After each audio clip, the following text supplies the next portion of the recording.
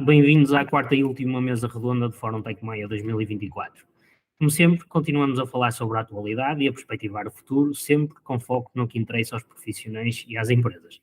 Nesta última conversa vamos abordar o mercado de consumo, algo que desde a pandemia sofreu significativas alterações e obrigou marcas e consumidores a adaptarem-se a novos canais e a novas exposições.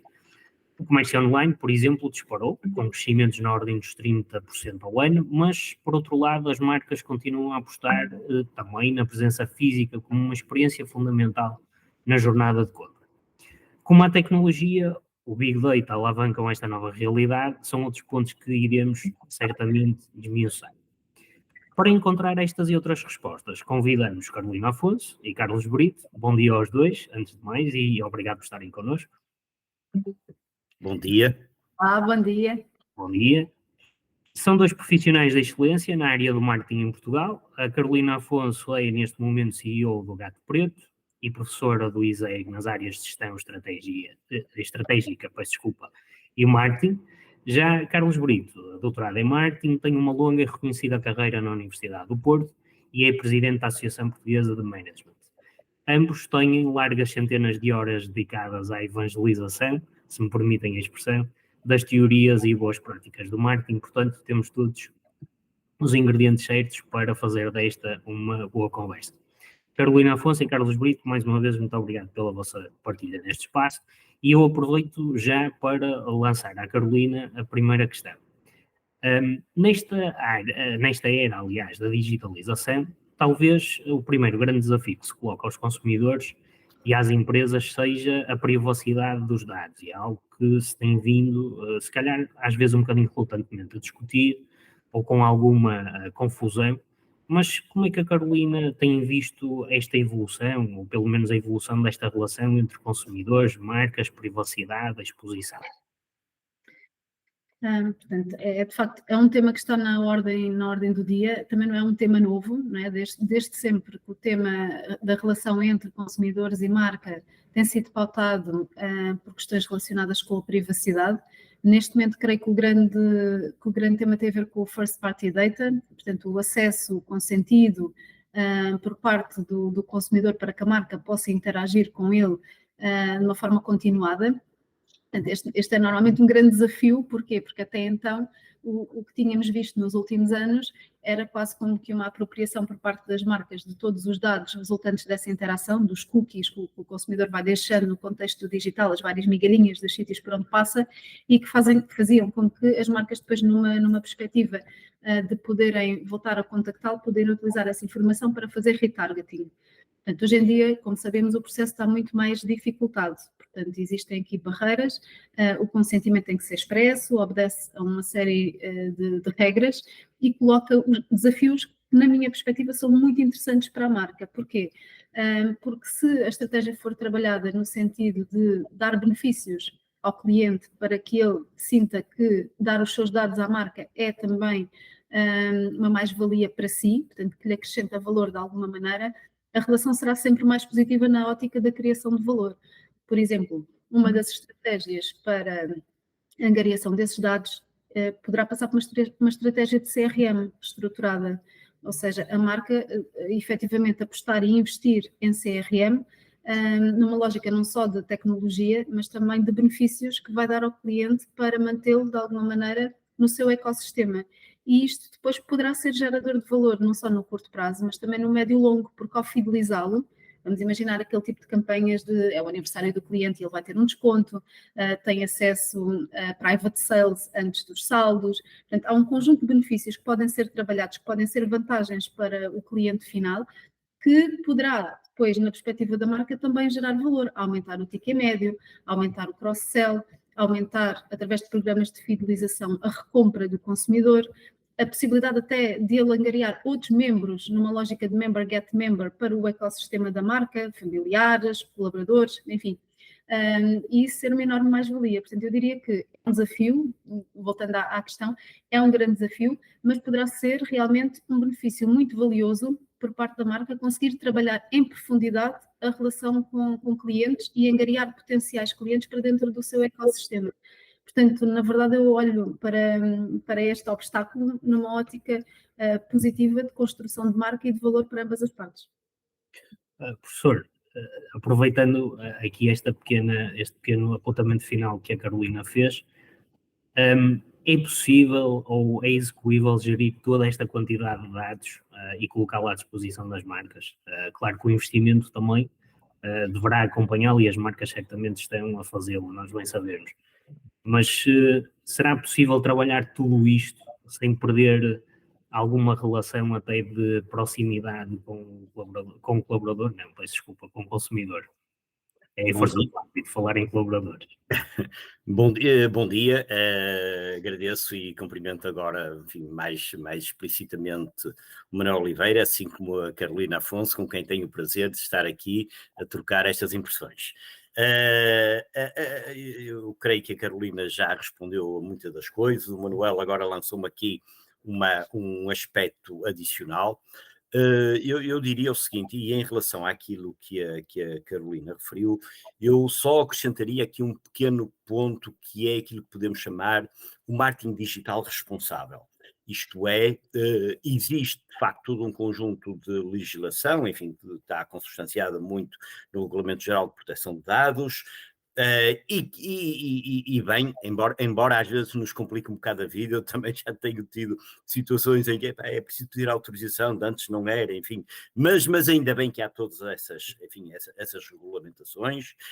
Outra questão é saber se de facto as empresas estão a cumprir escrupulosamente ou não, mas para além disso e da lei há a ética, e a ética de uma empresa pode até ser mais restritiva do que aquilo que é a própria legislação, e portanto eu só gostaria de dar aqui também esta nota, porque é um ponto importante que é os valores que a empresa tem e saber e definir os seus próprios limites, que eventualmente podem ser mais restritivos daquilo que é a legislação geral.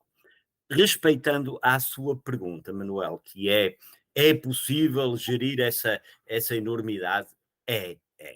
Digamos, tecnologicamente e aliás, é não só desde logo para grandes empresas que têm, digamos, podem ter uma quantidade imensa de clientes e estão interessados em recolher uma quantidade imensa de informação sobre cada um deles.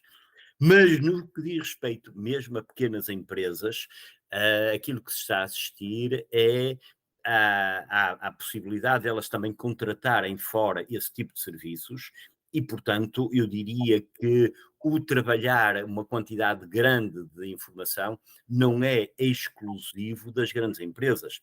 Aliás, a Carolina falou em plataformas de CRM, de Customer Relationship Management, e hoje aquilo que se tem vindo a assistir é que há plataformas relativamente ágeis, aliás, algumas até abertas, em que as empresas mais pequenas podem utilizar, porque provavelmente é exatamente isso que elas precisam, não precisarão de uma solução demasiado sofisticada, porque senão acabam por estar a alimentar a base de dados, estar a relacionar-se com o cliente de uma forma impecável, mas depois esquecem-se de uma coisa, que é de vender.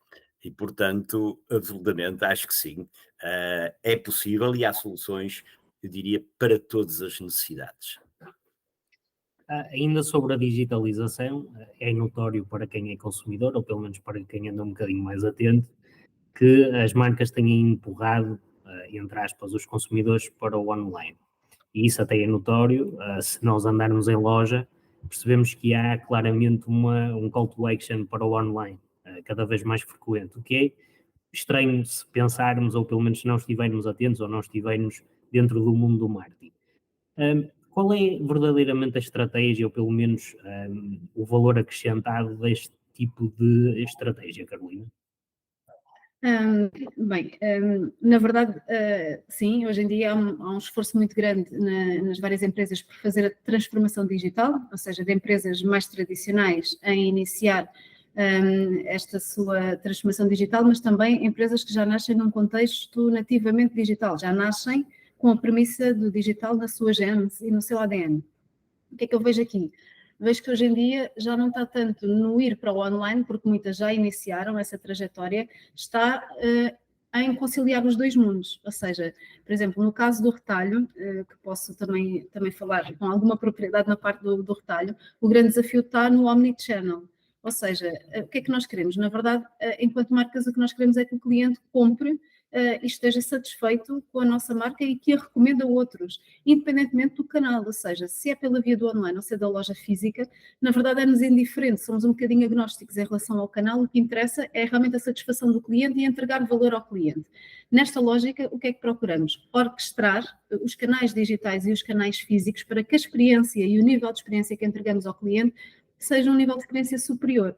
Ou seja, para nós está claro que, na lógica do consumidor, ele utiliza ambos os canais de forma diferenciada, exemplificando.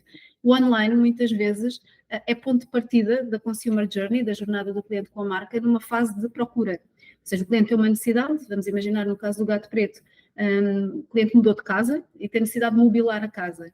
Portanto, é normal que o primeiro passo seja através do online. Ele vai pesquisar que marcas é que têm soluções para aquilo que ele procura. Mas, em algum momento, ele vai querer ir à loja física, vai querer experimentar, vai querer ver, vai querer tocar. Porque há aqui uma dimensão que o online não cumpre da mesma maneira que cumpre o físico, que é toda a experiência sensorial.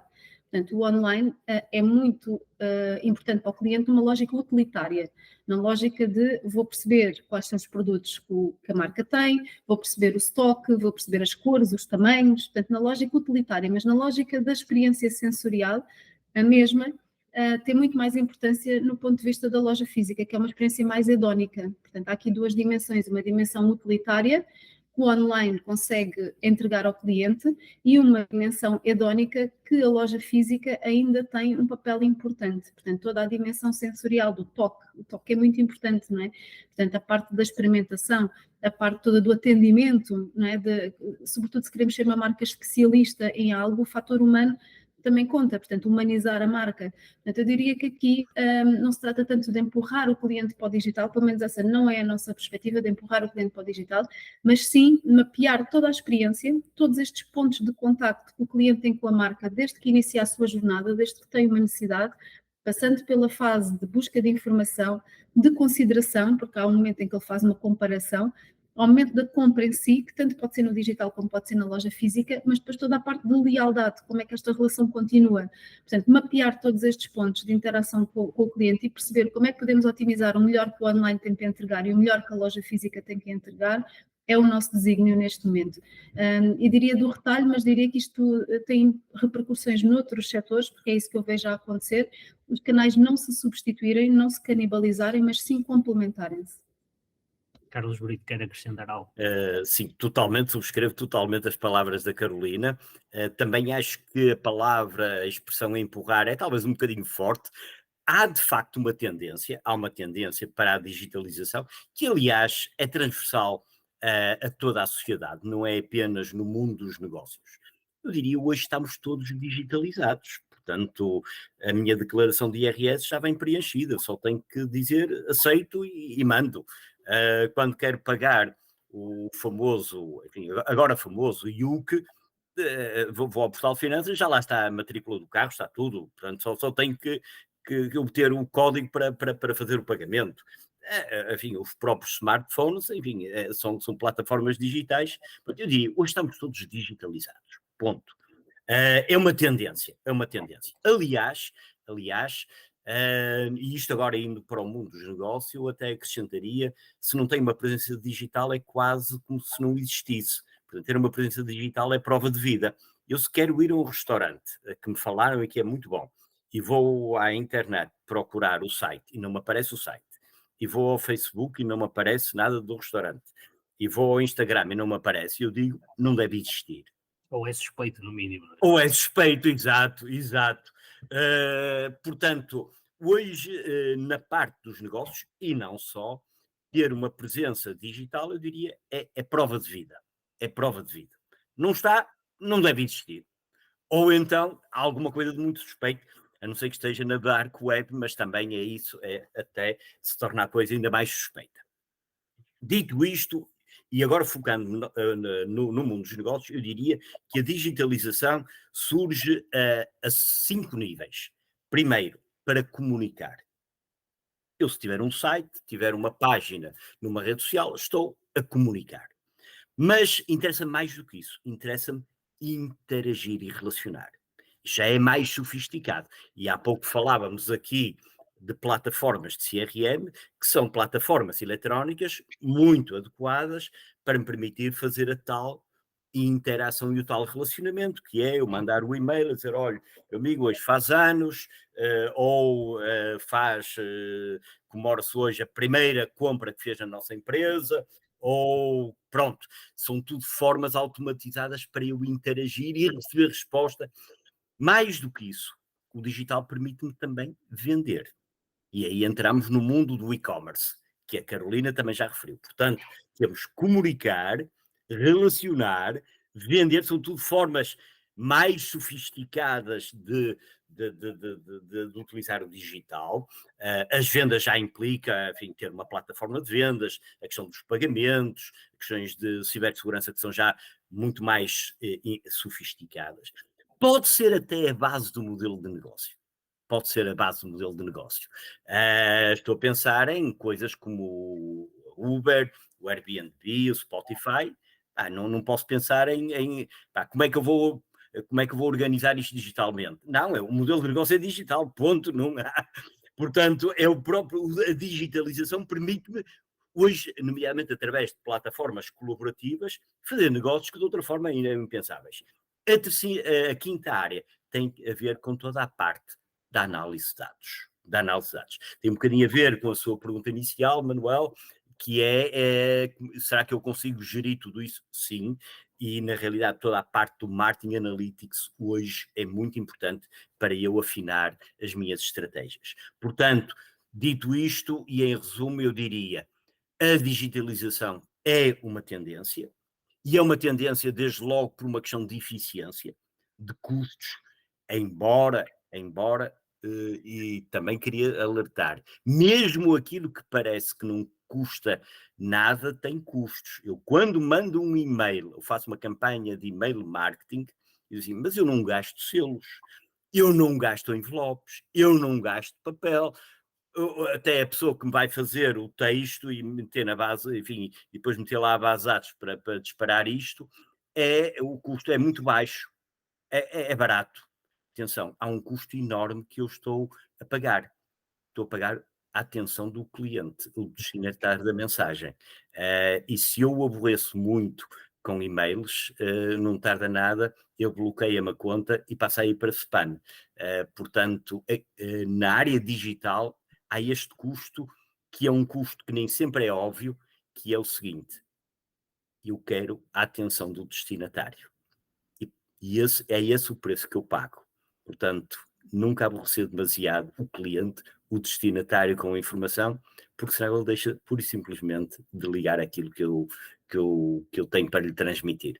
Pronto, o resto acho que a Carolina falou muito bem, com a experiência, toda a sua experiência, enfim, como gestora de uma grande marca portuguesa, e portanto não teria mais nada a acrescentar.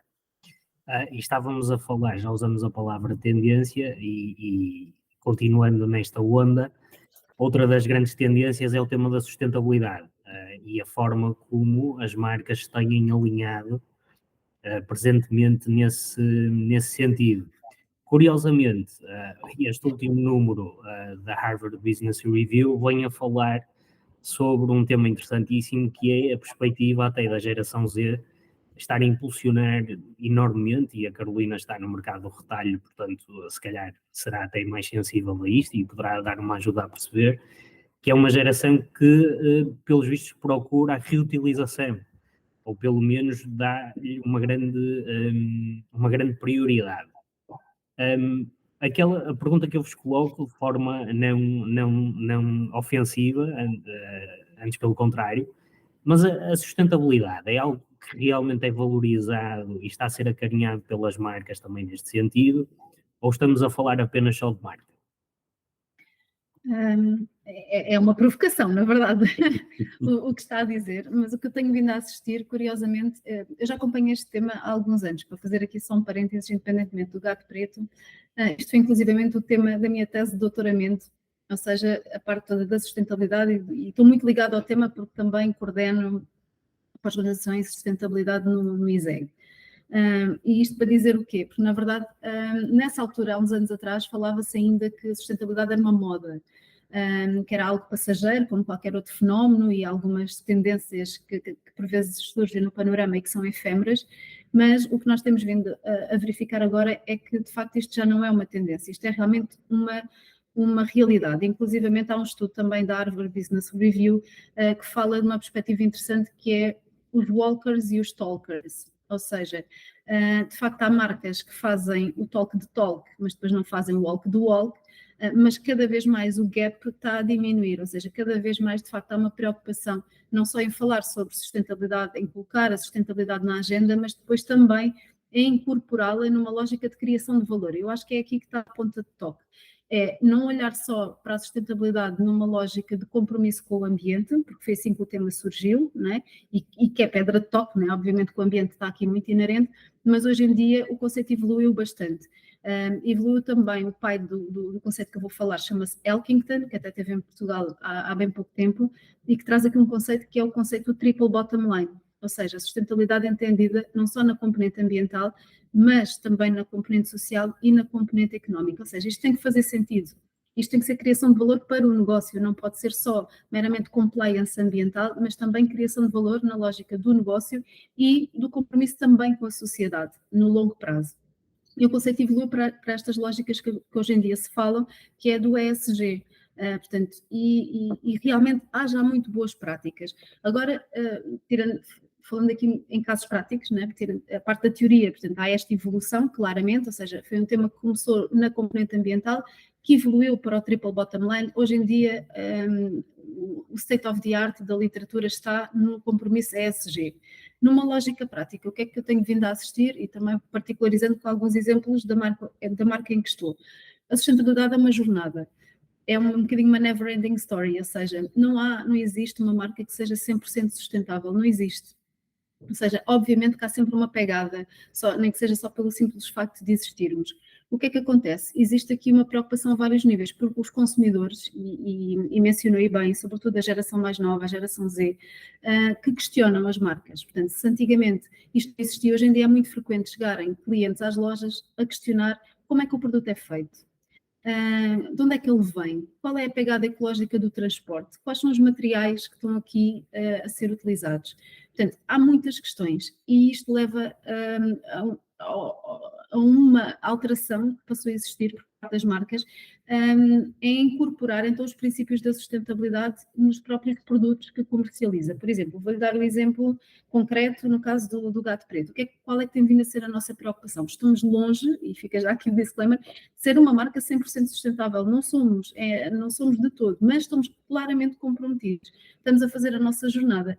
E o que é que nós já incorporamos? Por exemplo, a nossa equipa de procurement, de compras, quando seleciona fornecedores, já tem esta preocupação, ou seja, de selecionar fornecedores que de facto tenham e que cumpram determinadas práticas, determinados guidelines, cujos produtos tenham matérias-primas naturais. Por exemplo, nós lançámos um serviço de mesa que todo ele era feito de grés, que é uma pasta ecológica, ou seja, na verdade, todo o produto, a própria matéria-prima do produto já era pensada naquela lógica dos 3 R's que mencionava, ou seja, não é só o reutilizar, é também o refabricar, é também o reduzir a pegada ecológica. Portanto, tentar incorporar esta lógica dos 3 R's na própria construção, na própria gênese do produto. E depois fazer uma análise de todo o ciclo de vida do produto. Perceber que não é só a matéria-prima, é também como é que o cliente vai utilizar aquele produto, como é que ele no final do ciclo de vida vai descartar o produto, não é? Portanto, qual é que é, se o ciclo se fecha, na verdade. Portanto, há aqui vários princípios que tentamos incorporar, esta análise do ciclo de vida é algo que estamos a trabalhar, trabalhar apenas com fornecedores que sejam compliant com uma série de normas e que já há uma série de legislação sobre isto também. A forma como comunicamos ser o mais transparente possível, dotar as equipas de vendas com as respostas para as quais os clientes nos questionam todos os dias e também a dimensão social, que é muito importante aqui. Só a título de curiosidade, por exemplo, nós no Gato Preto, apoiamos uma causa social que tem a ver com o lince ibérico. Portanto, somos o gato preto. Portanto, na verdade, o lince ibérico é uma espécie em vias de extinção na Península Ibérica, e o que nós fizemos foi, sendo uma marca que estamos em Portugal e em Espanha, o que fizemos foi apoiar o lince ibérico, e de uma forma diferente, não é só meramente contribuir com um donativo, é como a legislação mudou e no ponto de venda os clientes passaram a ter que pagar os sacos, né? Portanto, hoje em dia nas lojas, o cliente, se quiser um saco, tem que o pagar, precisamente para reduzir o desperdício. Nós, o dinheiro que o cliente utiliza para esse fim, nós na totalidade apoiamos esta causa do lince ibérico. Este é o nosso compromisso social, pronto, isto para dizer o quê? Sustentabilidade, só para desmistificar, está na agenda, já não é uma moda, está a ser cada vez mais incorporada dentro das práticas empresariais. O gap entre os walkers e os stalkers, felizmente, está cada vez mais reduzido, porém, é uma jornada. Aprendemos a cada dia, melhoramos a cada passo. Não existem empresas 100% sustentáveis e, de facto, isto passa muito por olhar para o produto, minimizar todo o impacto ambiental ao longo de toda a cadeia de produção, fazer análise de ciclo de vida e ser muito transparente na forma como comunicamos, porque estas gerações são gerações em que estão muito atentas, portanto não vale a pena estar a achar que é possível pôr make-up e cosmética num tema destes. As pessoas escrutinam nas redes sociais, sobretudo as gerações mais novas, escrutinam, pesquisam sobre estes assuntos, portanto qualquer passo em falso pode ditar realmente um prejuízo sério na reputação da marca e um prejuízo sério na relação futura de continuidade do negócio. Portanto, este é um tema sério e felizmente que há temas que é o consumidor que traz para dentro de casa das marcas e que as questiona para fazer diferente. E acho que a sustentabilidade tem um bom princípio porque estamos a olhar para o futuro, não estamos a olhar só para o momento presente e do lucro imediato, estamos a olhar numa perspectiva integrada e holística. Carolina já estava a entrar na minha próxima questão em relação aos patrocínios.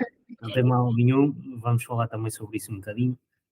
Só concordo naturalmente com esta, já não é uma moda, é realmente algo evidente, não é? Concordo, e a Carolina, como grande especialista, quase já nem me deixa espaço para fazer mais nada. Eu só vou quase repescar aqui algumas ideias que, entretanto, fui tomando uma nota ou outra, e que, obviamente, subscrevo. Hoje o mundo vive uma situação que, enfim, é inegável que temos que colocar isso em cima da mesa, a questão da sustentabilidade. E não é só no mundo dos negócios, é na nossa vida pessoal. Por exemplo, vamos pegar nisto, eu falo contra mim, eu tenho um automóvel que leva tem 5 lugares, provavelmente 95% do tempo ele está parado, provavelmente mais. Quando anda, em 90% dos casos vai com os lugares vazios, os 4 lugares só vou eu. Isto não é um bom exemplo de compromisso com a sociedade. Estou à vontade porque não vou criticar ninguém. Estou a falar de mim. E com certeza muitas das pessoas que nos estão a ouvir também vão dizer, olha, de facto, vendo bem, é um investimento irracional. Claro que nós hoje, no que diz respeito à questão do automóvel, sabemos que há toda uma tendência para modificar para a área da mobilidade. Aquilo que as pessoas querem são soluções de mobilidade. De facto, verdadeiramente, nós não precisamos de automóveis. Precisamos de soluções de mobilidade e, portanto, desde subscrições, outras formas, portanto, esse será o futuro. Portanto, vinha a esse propósito. Na realidade, neste mundo, a pressão dos consumidores é cada vez maior, dos consumidores mais jovens, talvez mais conscientes, mais preocupados com o futuro, é natural. O futuro deles é maior que o meu, em termos de esperança de vida, e, portanto, é natural que eles se preocupem mais. Há regulamentação, há cada vez. Há também a questão das vantagens competitivas que a Carolina referiu. Há a própria questão da responsabilidade, dizer, eu estou comprometido com uma causa que é ambiental, que é social também, e no que diz respeito à responsabilidade, eu queria dizer o seguinte, tem a ver com o apoio a causas, que aqui também foi referido. Do ponto de vista da responsabilidade, eu acho que qualquer empresa, qualquer organização pode apoiar a causa que quiser.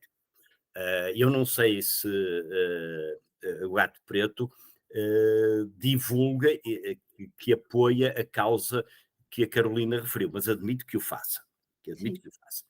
desse ponto de vista, e do ponto de vista do marketing, agora vou falar especificamente do marketing, é importante que a causa bata certo com o posicionamento da marca. Isto é, a empresa pode apoiar as causas que quiser. Do ponto de vista do marketing e para divulgar, faz sentido divulgar aquelas que acrescentam valor ao posicionamento.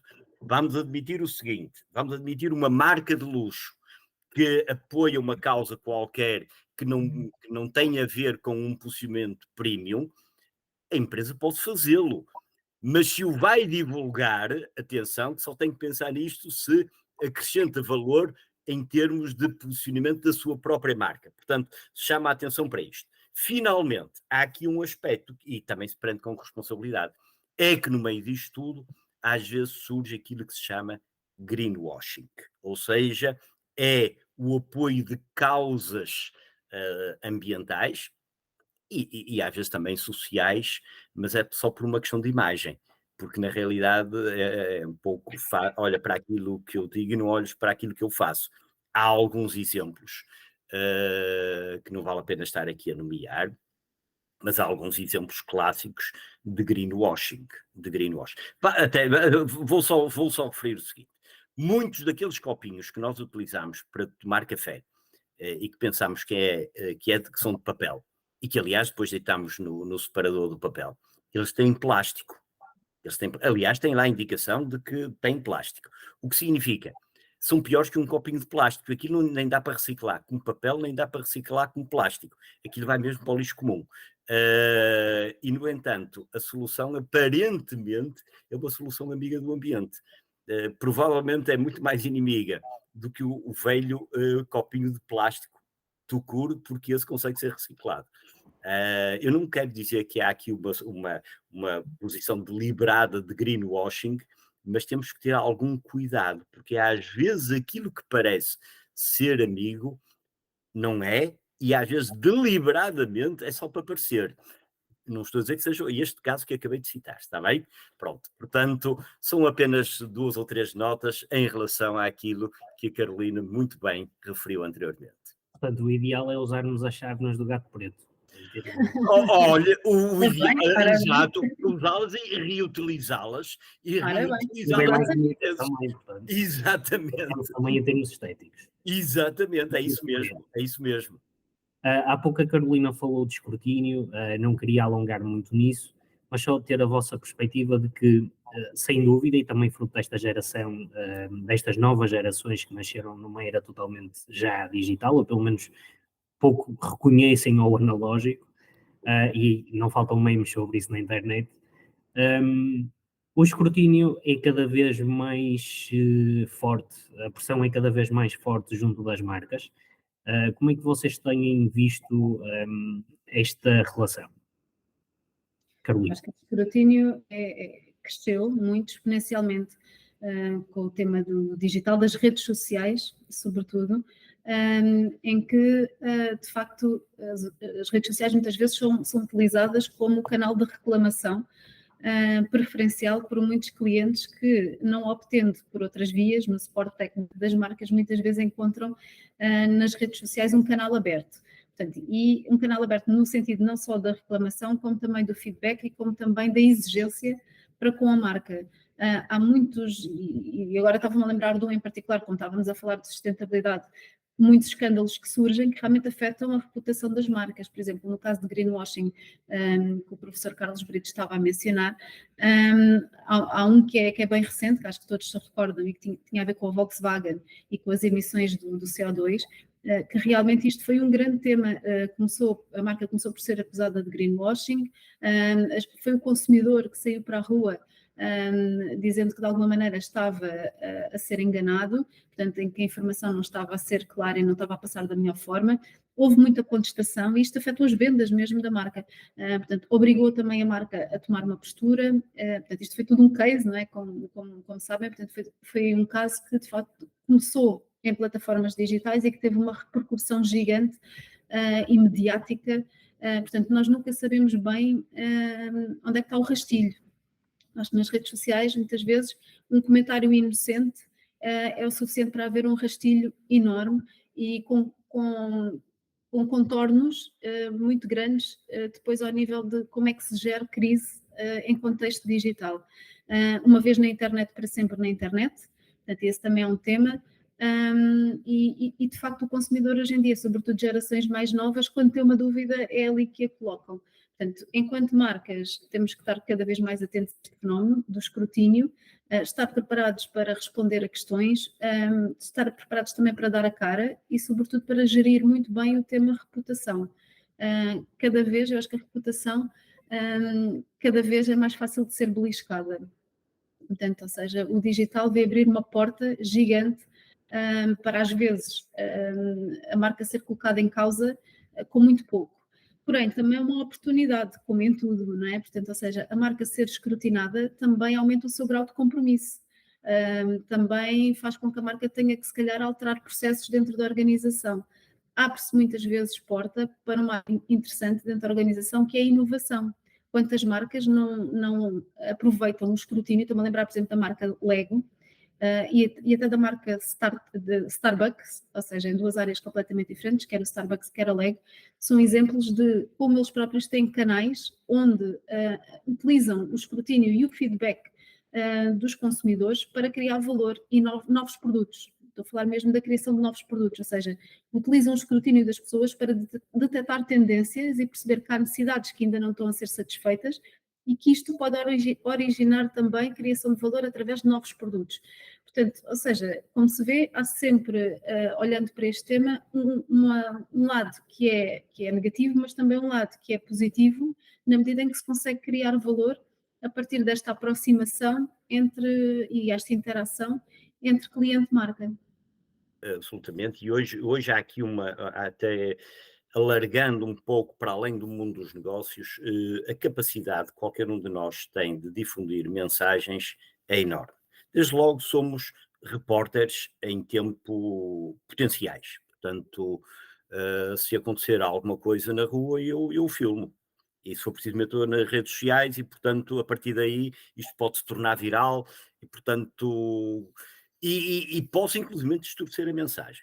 Esta questão do tempo real tem muito a ver aliás, com o mundo, com a época em que vivemos e com as duas guerras que estamos a viver. Talvez, não é talvez, mais do que nunca, a guerra é ao vivo. A guerra é ao vivo. E não é ao vivo apenas porque as televisões filmam, é porque as pessoas filmam e colocam nas redes sociais. E dito isto, as guerras nunca foram coisas bonitas. Sempre se fizeram enormes atrocidades. Agora, quando eu começo a ver essas atrocidades, não só transmitidas por canais de televisão, mas por qualquer pessoa, eu começo a... E não vejo uma coisa que aconteceu no mês passado, vejo uma coisa que aconteceu há meia hora atrás. E isso, do ponto de vista das opiniões públicas, é muito forte. É muito forte e as opiniões públicas podem, inclusivamente, tomar partido por um lado ou por outro, muito com base naquilo que estão a ver. E a questão que se coloca é também esta. E será que aquilo que eu estou a ver é verdadeiro ou é manipulado? Há exemplo até de fotografias agora na guerra, no conflito entre Israel e o Hamas, de uma menina que aparece em vários contextos, é sempre a mesma menina, aparentemente. Depois resta saber qual daquelas fotografias é verdadeira e se alguma é verdadeira. Portanto, isto hoje é muito fácil manipular a informação, portanto, é bom, subscrevo aquilo que a Carolina disse, é bom as marcas serem escrutinadas, torna-as mais responsáveis, mas também dá aso digamos, a tirar partido de situações porque uma vez na internet fica para lá sempre, a nova já está feita. E às vezes desfazer um equívoco, desfazer uma notícia falsa é muito complicado. Também é verdade, e também aqui foi acentuado, isso obriga que as marcas estejam muito mais atentas às redes sociais, não basta chegar a dizer, é preciso que há alguém que vai pondo 1 ou 2 posts por dia. Não, é preciso ver o que é que as pessoas estão a dizer para reagir em cima da hora. Mas isto é uma tendência, de facto, hoje os desafios são maiores e ainda bem que são maiores, por isso é que nós estamos aqui. Senão estavam outras pessoas, enfim, provavelmente mais incompetentes do que nós. Os desafios são maiores, claro. É muito em tempo real. Repare, desde agora, esta questão do tempo real, eu acho que é absolutamente crítico. Vou só dar aqui 2 exemplos. Um tem a ver com a questão dos e-mails. Antes não havia e-mails, ou havia telefone, ou carta, enfim. Hoje eu mando um e-mail, se a pessoa não me responde nos próximos 5 minutos, eu já estou a dizer que está atrasado. Portanto, é a questão do tempo real. Eu sou muito ligado ao vinho do Porto. E no vinho do Porto continua a haver um almoço aqui na cidade do Porto, na feitoria inglesa, à quarta-feira. A feitoria inglesa é uma espécie de um clube de ingleses ou de pessoas ligadas a negócios com empresas inglesas. E é um almoço muito, muito tradicional. Se por acaso nunca foram, sugiro que arranjem, enfim, alguém que convide, porque aquilo é só por convite, porque vale a pena. E antes esse almoço prolongava-se pela tarde inteira. Havia um aperitivo, um almoço muito bem regado, havia depois o digestivo com um charuto, e aquelas pessoas ficavam lá e já não voltavam à empresa. Dizem no setor que com os faxes fizeram com que o almoço começasse a terminar mais cedo, porque caíam faxes e esses empresários tinham que voltar às empresas para saber se havia alguma coisa que precisasse ser respondida nesse dia. Hoje já não é com os faxes, hoje nós estamos provavelmente no almoço e durante o almoço estamos a ver as mensagens e, se for preciso, começamos a responder. Hoje tudo isto é muito, muito rápido. E é muito rápido para o bem, mas também para aquilo que é menos bem e o que obriga a uma atenção permanente, porque muitas vezes a principal forma de eu minimizar danos causados por notícias ou por posts menos corretos é atuar rapidamente, porque se eu vou atuar às 7 horas da tarde, já está tudo incendiado. E nem precisamos de ir para o domínio da política, que nos fornece imensos exemplos disso. Sim, e há logo sinais de que estamos em silêncio quando passaram poucos minutos. Exato, absolutamente. Eles não dizem nada. Nós estamos mesmo a terminar. Eu só tenho uma última questão para vos colocar antes de pedir sugestões que possam deixar a quem nos ouve. E ainda hoje vi um indicador logo pela manhã que já estamos praticamente num 1 milhão de residentes em Portugal que são de origem estrangeira, ou pelo menos ainda têm dupla nacionalidade, escolheram Portugal para a sua residência. E também falamos de uma revolução, que é a revolução da inteligência artificial. Como é que vocês veem estes 2 cenários, em termos digitais da evolução da inteligência artificial e também deste cenário demográfico, num contexto envelhecido da nossa parte em termos de continente europeu, mas que, por outro lado, estamos cada vez mais a acolher pessoas de fora e que venham a renovar gerações. É fácil também as marcas adaptarem-se a isto? Estão atentas? Carolina. Bem, começando pela inteligência artificial. Portanto, a inteligência artificial é incontornável. Eu nem acho que seja uma tendência, porque, tal como a sustentabilidade, já há muitas empresas a trabalhar em casos reais em que a inteligência artificial é utilizada. Claro que depois entramos naquela discussão que eu não vou entrar aqui agora, que é a parte ética, da parte de até onde é que vai, enfim, tirando essa parte da equação, onde é que eu vejo o ganho aqui? Acho que a inteligência artificial aumenta claramente as potencialidades do negócio. Por exemplo, em particular, no caso do Gato Preto, nós já estamos a utilizar a inteligência artificial e, por exemplo, estamos a utilizar a inteligência artificial na forma como comunicamos com os nossos clientes. Ou seja, vou dar um exemplo muito prático para se perceber como é que isto já é um caso real e não é só assim a olhar para a estratosfera, em como, na verdade, já há cases de empresas que já estão a utilizar a inteligência artificial para gerar e criar valor. No nosso caso, como é que nós já estamos a utilizar? Já estamos a utilizar a inteligência artificial na nossa estratégia de CRM, por exemplo. Nós trabalhamos com a Salesforce, né? Portanto é um player relevante na área da automação, e utilizamos uma ferramenta que se chama Einstein. Einstein não é mais do que um colaborador movido da inteligência artificial, portanto ele não é um humano, mas o que é que o Einstein faz para nós? Ele desenha newsletters que são enviadas automaticamente para a nossa base de dados, com base nas interações do cliente. Por exemplo, vamos imaginar que um cliente entra na nossa página e tem interesse num sofá. O Einstein sabe que aquele cliente interagiu com o sofá na nossa página e automaticamente vai enviar uma newsletter para esse cliente, não só com o sofá, mas com produtos complementares ao sofá. Uma mesa, um candeeiro, um tapete. Portanto, vai enviar esta newsletter sem pedir autorização a nós, marca, portanto, ele é nosso colaborador, portanto, envia diretamente para o cliente final.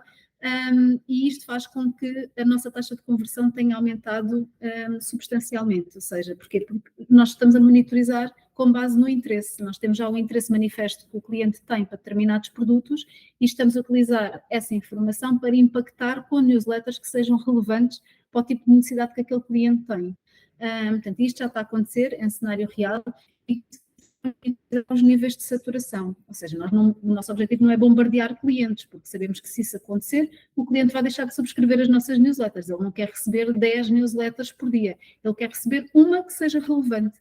Então, basicamente, o que é que o Einstein faz? Através de algoritmos, consegue criar clusters de clientes, perceber aqueles que estão mais saturados e os menos saturados, portanto, joga aqui com o índice de saturação, e aqueles que ainda permitem poderão levar com uma segunda newsletter sobre aquele assunto. Porém, outros que nós já percebemos que não têm receptividade, portanto, vão deixar de receber newsletters sobre esse tema. Portanto, isto é só um exemplo, mas acho que é muito por aqui, ou seja, porque às vezes olhamos para a inteligência artificial como é algo tão grande, como é que se começa? Não é? Como é que se começa a utilizar isto na prática? Portanto, já é possível ser utilizado, nós estamos a utilizar para comunicar, há quem utilize para criar conteúdo, portanto, na área de marketing, para criar descritivos de produtos, para gerar imagens com boa qualidade, através de prompts e de ChatGPT e de outras ferramentas como o Midjourney, portanto, isto já é casos reais de aplicação na área do marketing. Portanto, se tirarmos aqui todas aquelas dimensões da ética que são importantes de serem questionadas, há ganhos de valor. Há ganhos de valor para os dois lados, para o lado do cliente e para o lado da marca. Portanto, ou seja, eu vejo de uma forma otimista o tema da evolução da inteligência artificial para a criação de valor. Da perspectiva demográfica, sem dúvida, é um dado que temos que ter em consideração e que nos desafia. Por exemplo, esta questão da faixa etária, é verdade que a nossa pirâmide está cada vez mais invertida, mas também é uma oportunidade para criar novas propostas de valor para a chamada Silver Economy, que é algo que nós já fazemos, por exemplo. O que é que nós temos vindo a analisar no mercado da decoração e do home decor? Se calhar há uns anos atrás, nesta área, os clientes mais velhos,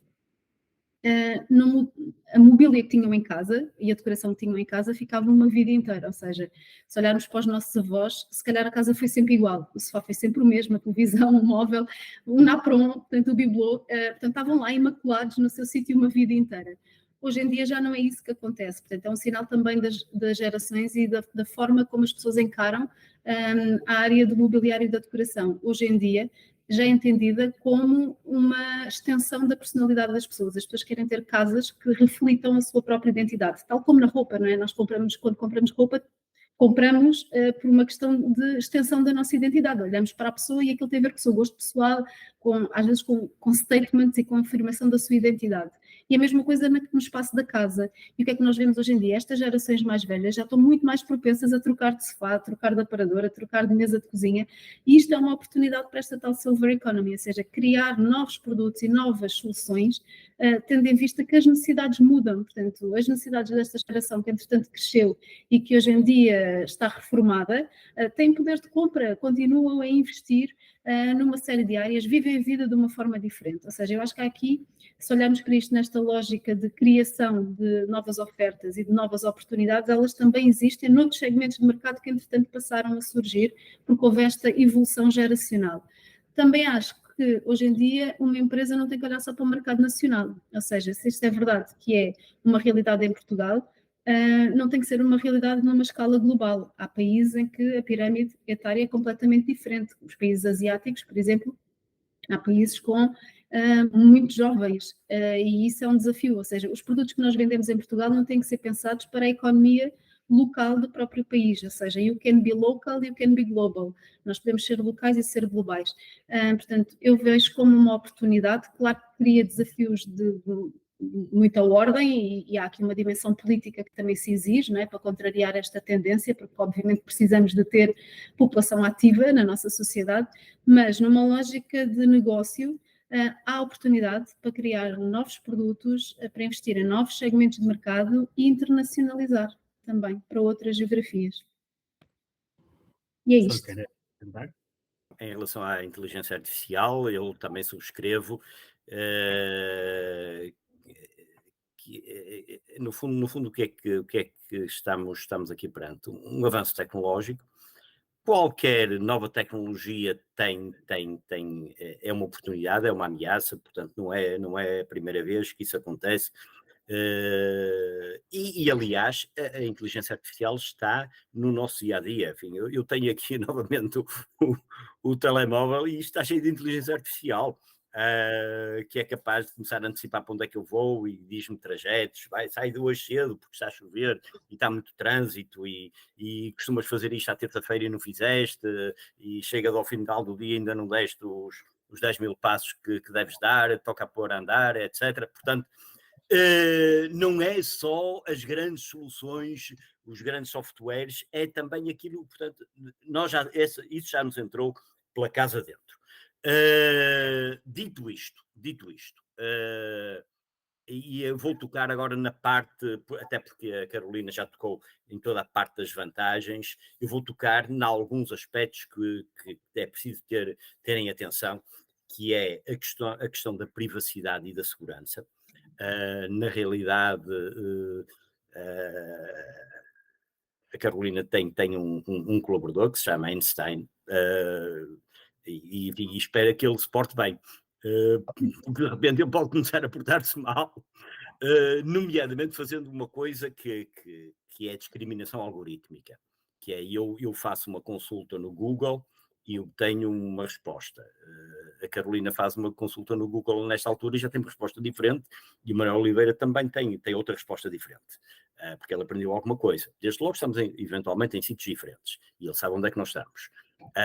E depois ele vai conhecendo o nosso perfil e, portanto, eu a partir de determinada altura já não sei onde é que estas coisas podem terminar e onde é que a informação que me é passada é fidedigna ou não. Vamos pegar num exemplo. Eu utilizo muitas vezes o Waze. Eu conheço muito bem a cidade onde vivo, mas se estiver em cima da hora, eu meto o Waze. Portanto, não vou andar para aí perdido em engarrafamentos, meto o Waze e ele funciona muito bem. No limite, eu não faço isso, mas no limite eu poderia utilizar o Waze todos os dias. Até um dia que eu começava a descobrir que o Waze me levava sempre por um sítio que talvez... eu não sei se era o melhor sítio, mas eu comecei a reparar que tinha lá sempre um anúncio, tinha lá uma empresa que o Waze queria que eu visse. E nessa altura eu começo a pensar se o Waze está a ser honesto comigo. E portanto, isto é apenas... E começa-se a instalar a desconfiança. Isto é a mesma coisa quando somos casados e, portanto, começa a instalar-se a desconfiança no casal. Será que eu estou a ser enganado? E a inteligência artificial é muito boa a enganar. O ChatGPT, por exemplo, é muito bom para dar dicas, etc., mas também mente com todos os dentes, convém que se diga. Então, na área científica, eu se pedir referências, é capaz de me dar coisas que pura e simplesmente não existem. Mas é bem educado, porque se eu disser que não existe, ele agradece e pede desculpa. Mas vou continuar a dar coisas que não existem.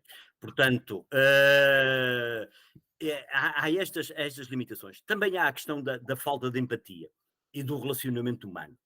A inteligência artificial não substitui o tal relacionamento. Há também a questão da falta de transparência. Portanto, eu diria, há todo um conjunto de aspectos que nós temos que estar conscientes, porque a tecnologia é muito poderosa. E sendo muito poderosa, faz coisas fantásticas, mas também faz coisas fantásticas que eventualmente não devia fazer. Pronto.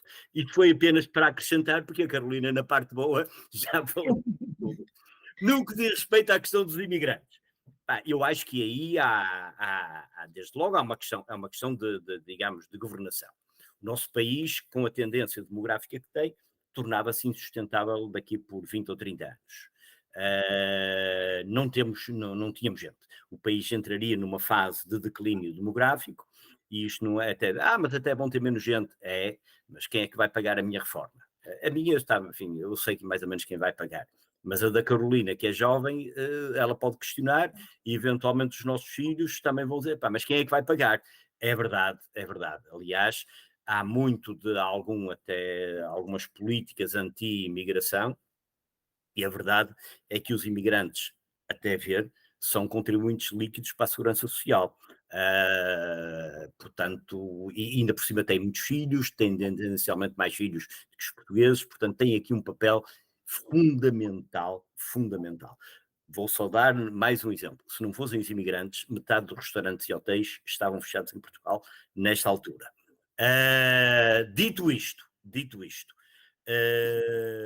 obviamente que as marcas têm que se adaptar às evoluções demográficas. Se há mais gente com mais idade, da mesma maneira que houve um baby boom, há hoje um boom de pessoas de facto, do cabelo grisalho, com imensas oportunidades. E não é só por aí, mesmo a tendência dos filhos permanecerem mais tempo em casa, tudo isso implica uma adaptação das empresas face às tendências demográficas, nomeadamente tentando responder a quem vem de fora, porque de facto tem perfis, tem comportamentos diferentes. Por exemplo, uma cidade como Braga, neste momento mais de 10% da população é brasileira. Quem atua no comércio, por exemplo, na cidade de Braga, obviamente tem que tomar consciência de que tem uma grande franja da população que vem do Brasil, e portanto certamente que terá que adaptar a sua oferta a esse perfil. Eu creio que era isso. Depois a Carolina referiu, sim, absolutamente. E esse é um aspecto, a questão da internacionalização. Esse é um defeito. Nós somos um país, eu não gosto de dizer que somos um país pequeno, porque é uma grande mentira que somos um país pequeno. Israel, que está a ter agora uma situação complicada, é um país com menos população do que Portugal, convém que se diga. Portanto, e ninguém chama Israel um país pequeno. Mas enfim, portanto, eu não acho que sejamos um país pequeno. Agora, somos uma economia muito aberta, sim, e o grande desafio para os nossos empresários é não pensar no mercado interno e agora vou para o mercado externo. Não, aquilo que eu atuo são em mercados. Posso atuar mais no mercado português, posso estar mais na região norte, posso estar mais na região sul, posso estar mais na Galiza, posso estar mais em Castelo e Leão, posso estar em França ou posso estar na China. São mercados. E este é que é o grande desafio. Eu perceber que atuo em mercados, não quer dizer que tenha que atuar no mundo inteiro, mas atuo em mercados em que o mercado português é apenas um dos mercados. Há empresas, eu, enfim, tive uma ligação forte e ainda tenho a área das startups e das novas tecnologias, em que o mercado português nem sequer mercado de teste porque não tem clientes e, portanto, tem que nascer logo internacionalizadas. E esse é um desafio que eu deixaria aqui, não pensarmos que o trajeto tem que ser necessariamente aquele que era tradicional. Começámos por Portugal, depois vamos para a Espanha, depois vamos para a França, depois vamos para a Inglaterra e vamos indo por aí fora. Não, hoje estamos todos internacionalizados. Nós, os três que estamos aqui, Manuel, sou mesmo também, nós, os três que estamos aqui, estamos internacionalizados. Porque se não fizermos bem o nosso trabalho, amanhã estará aqui uma pessoa estrangeira, no meu lugar, ou no lugar da Carolina, ou no seu lugar, Manuel. Porque nós, enquanto profissionais, também estamos internacionalizados. Portanto, isso nem vale a pena. É como a inteligência artificial. Nem vale a pena remar contra a maré. A tendência é essa e veio para ficar. Sem prejuízo de, com a pandemia, com os Brexit que já tinham existido, com as guerras e com as disrupções na cadeia de valor, e esperemos que não venha nada mais complicado, hoje a globalização é diferente daquela que existia há 3 ou 4 anos atrás. Mas isso será tema para uma próxima conversa, Manuel. O vosso lugar é difícil porque vocês são super especialistas no que fazem e autoridades, portanto, não se preocupem com isso. Só mesmo para finalizar, um documentário, um filme, um livro que recomendem sobre tudo isto que nós falamos e que tenham lido ou visto no último tempo, que queiram deixar como dica. Carolina, assim de repente. Assim de repente, se calhar vou deixar um que é aquele que eu estou a ler neste momento. Ótimo. Portanto, ainda não tenho uma opinião final, mas como estou a gostar tanto, não posso deixar de recomendar. Acho que abarca algumas das coisas que falámos aqui numa ótica diferente. Chama-se Uma Varanda sobre Tóquio, que é do David Lopes. Portanto, basicamente, o David o que fez foi viver e foi trabalhar para o Japão e acabou por fazer quase como que um diário, ou seja, todos os dias ele foi confrontado com uma nova realidade, com uma nova cultura e foi retratando isso, fazendo muitas vezes a ponta até para os negócios. Vou-vos dar um exemplo que achei delicioso, do episódio em que no Japão ele apercebeu-se que as melancias eram quadradas. Portanto, as melancias eram quadradas e questionou-se, tipo, melancias quadradas, nunca vi melancias quadradas, será que isto nasce assim da natureza? Foi investigar e percebeu que não, que elas eram quadradas porque eram colocadas em recipientes com a forma quadrada, mas que eram exatamente as mesmas melancias como nós comemos cá. E ele pegou neste olhar sobre o fruto e transpôs isto para a perspectiva da inovação e pôs-nos a pensar que inovar, por vezes, não tem que ser um produto completamente novo, pode ser olharmos para um produto que já existe de uma perspectiva diferente. Aquilo não deixa de não ser uma melancia, tem uma forma diferente. E inovar também é um novo olhar sobre realidades que nós já conhecemos e que podemos transformar e que podemos diferenciar. Às tantas aquilo é uma melancia, mas é uma melancia do Japão, porque tem a forma de um quadrado. Portanto, há aqui um fator de diferenciação do produto.